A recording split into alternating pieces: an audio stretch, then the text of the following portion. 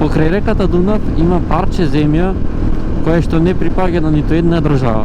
И официјално добре дојдов во Хрватска. Тоа што забележувам е дека куќите не се одма до патот, меѓу куќите и патот има простор.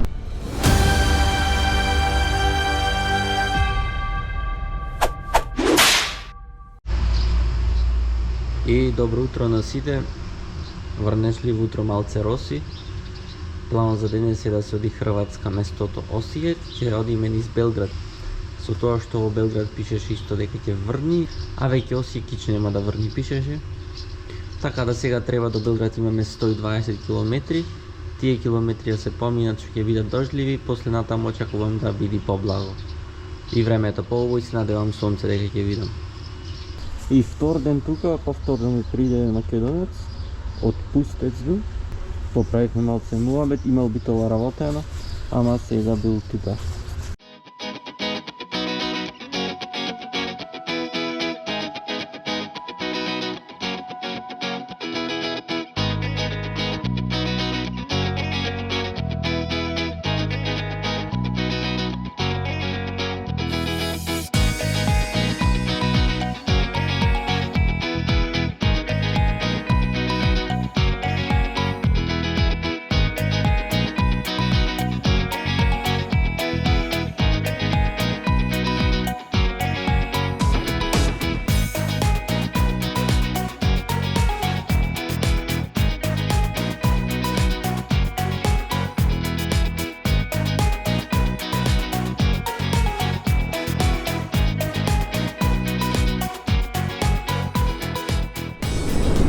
Патиштата вчера што ги возев беа преобој, ама овие денес се ужас.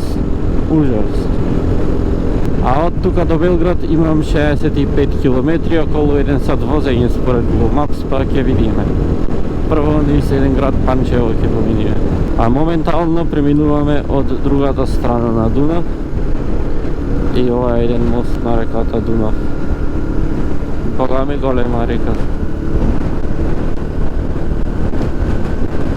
На овој патот премногу камиони има, нешто изгледа како индустријски пат, мој не знам. Еве некој од Србија ако гледа нека кажи од Смедеревец за Панчево. Премногу шлепери.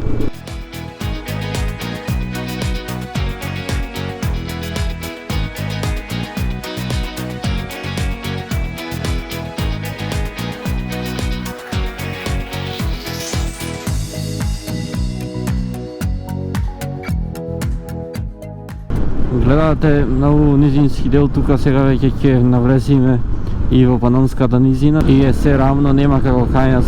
Оти пример Македонија планини е претежно. Каде да се завртите, каде да возите, каде да се завртите ќе видите некоја планина. Овде не е баш таков случајот. Имаме таму некои речиња, ама не е тоа. Моментално сме во Панчево и сега тука преку пругата треба да завртиме за лево. И со тоа што следна станица ни е Белград, главниот град на Србија. И тука сега повторно ја преминуваме Дунав и влегуваме во Белград. И добре дојдовме во Белград.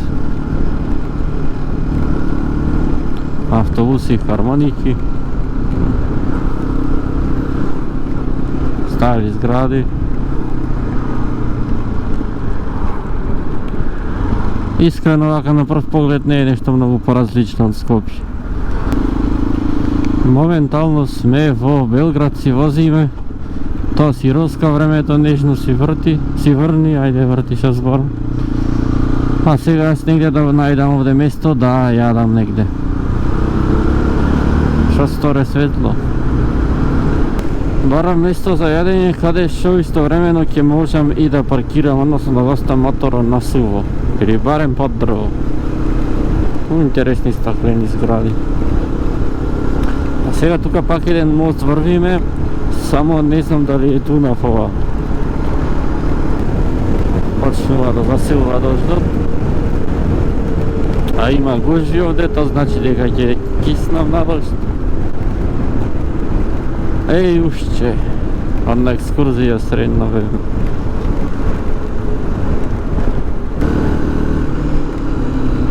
десно паркот изгледа му е градскиот. Или нешто. А јас кај би можел да јадам и да паркирам насуво. Дождот се смири, престана да врни, тоа е барем уво. Видов едно фаст фуд, напад тука беше, а и не врни поќе, така да не морам и мотора да мислам да го хлавам насуво. Тука беше одма на првите семафори десно на ќошот. Сега како кај да го оставам моторот таму? Дали на тротоар да се качам? Еве го десно фаст фуд. Може би најпаметно е се качам вака. Чекај брат. Па шо? Се видам не е проблем.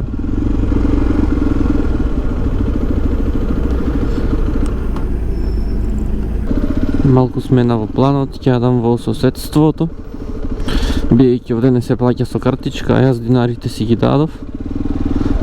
Гориво котурав, со динарите сите ги дадов и остатокот со картичка го платив. И сега овде прашав, имаше едно друго, тука може со картичка.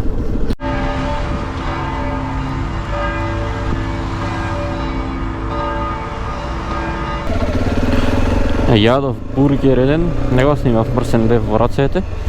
Искрено не ме бендиса нешто многу, сум јадел поубај. Ама берекјат да не сум гладен. А сега одиме кон Сремска Митровица градот. Од таму ќе завртиме низ еден национален парк, после кој ќе влезиме во Хрватска и ќе преминиме границата.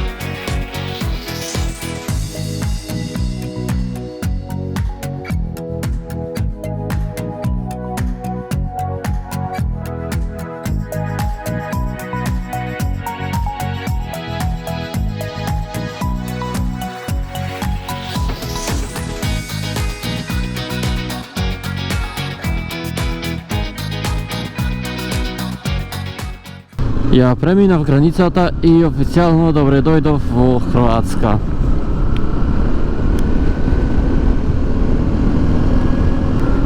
Се движиме кон градот Осијек, каде што и ќе преноќам јас денес, а дотаму имам уште 1 сат и 10 минути возење негде, околу, што знам, мислам дека 70, може би 60 километри беа.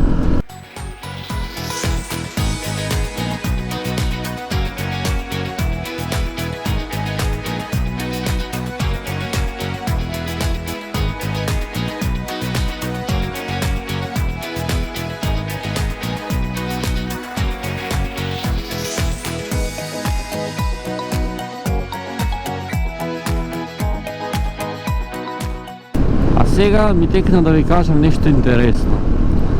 Од мојата десна страна, после неколку километри, се наоѓа реката Дунав. Покрај реката Дунав има парче земја кое што не припаѓа на ниту една држава. Односно, на хартија е на Хрватска, но во пракса Хрватска го не е. Затоа што реката Дунав порано имало поинакво речно корито. А границата меѓу Србија и Хрватска секогаш била реката Дунав. Согласно сегашното течение на реката Дунав, тоа парче земја што не го сака Хрватска припаѓа на Хрватска. Но доколку Хрватска го прифати тоа парче земја, значи дека се согласува да има територијата моментална, односно територијата согласно денешното течение на реката Вардар. Ау, полиција.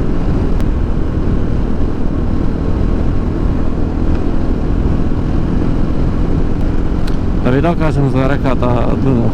Согласно моменталното течение на реката Дунав, тоа парче земја припаѓа на Хрватска. Но, доколку се земи предвид некогашното течение на реката Дунав, Хрватска би имала повеќе територија отколку што има сега. Па затоа, ако го прифати тоа парче земја, значи дека се согласува со моменталното течение на реката Дунав. И при тоа ќе има помалце земја, помалце површина. А од друга страна пак, ако не го прифати тоа парче земја, односно како што веќе прави, се залага за тоа да се земи предвид некогашното течение на реката Дунав. Од друга страна, Србија исто така го неки тоа парче земја, бидејќи ако го земи тоа парче земја, тоа би значило дека таа се согласува со старото течение на реката Дунав, при што ќе изгуби дел од таа територија и со тоа ќе има помалци територија од тоа што има денес. Ако ме разбираат. Доколку грешам, нека ме поправи некој во коментари, но колку што се сеќавам, случајот беше тако. Инаку садот е 3:05, имам време, јас не се брзам, малце така си одмарам, да речем, се легачам, комотно се вози од истотка, ама што е вака, едноставно ќе си гледам, ќе си впијам од се што гледам, зеленило едно друго.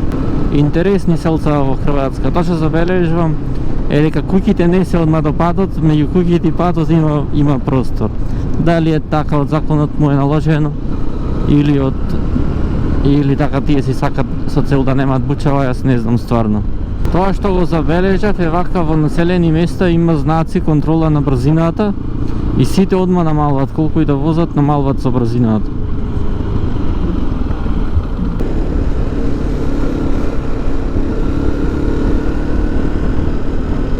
Искрено, моето мислење е дека Хрватска стварно заслужува да биде членка на Европска унија и стварно изгледа на европска земја. Одиме натаму и натаму изгледа многу темно и дождливо. Се мислам дали сега, дали да видам стварно, ама не, темно е сето, сигурно врни. Ама пишеше на прогнозата дека нема да врни.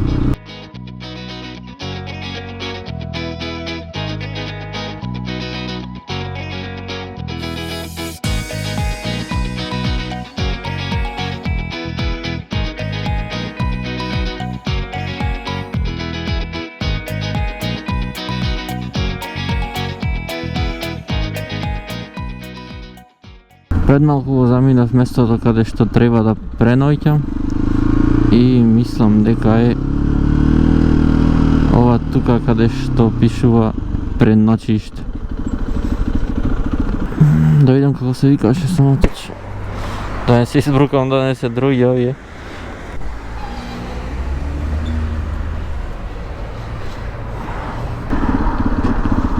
Ова е смештајот, ама јас ко резервирав, му реков меѓу 5 и 6 дека ќе стигнем.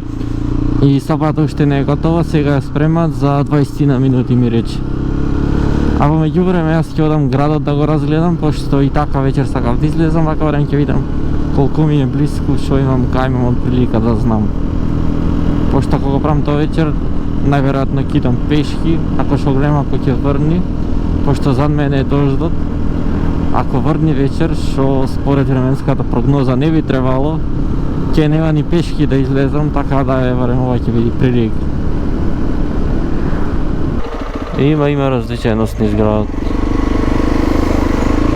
Не знам колку жители не видов. Позакажав, не се ни заинтересирав за тоа, вака изненаден се. Изгледа за вај голем град.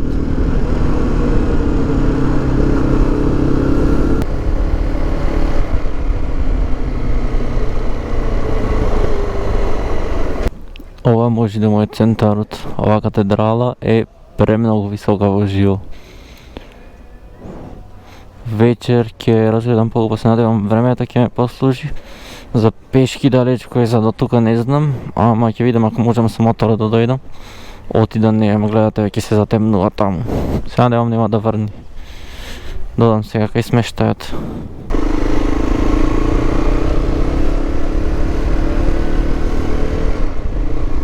Почна да подраснува баш сега ако стигнав, ќе биде под гаража без врата, така насува моторот и тоа е добро. Одлично уствари.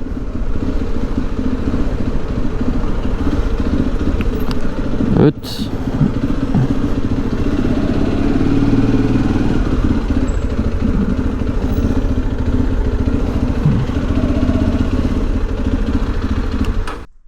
И јас си се раскомотувам, собата пак. Тука имаме два кревети само.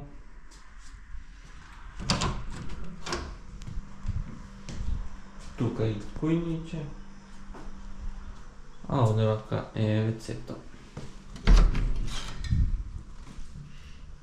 Ово е реално. Ово е реално, има се што треба.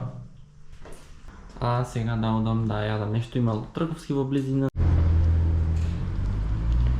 Таму е моторот. А молот е одма преку улица онде. Браво слуѓе. Си се изначека црвен светофорот и го почнеа пак истите да се вртат, сватив дека нешто не е кој што треба. Треба па ја поприцнав еднаш ново. Сега чекам се нада зелена дека се запали.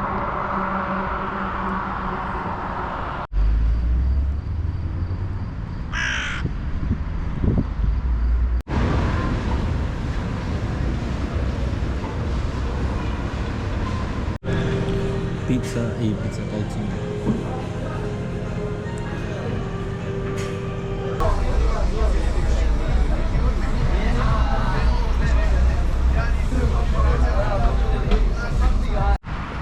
А тука негде јас можам и да го завршам овој влог. Доколку ви се допадна во видео, притиснете лайк, а исто така притиснете и subscribe со цел да бидете известени кога ќе објавам некое следно видео. А до следното видео останете поздравени и чувајте се.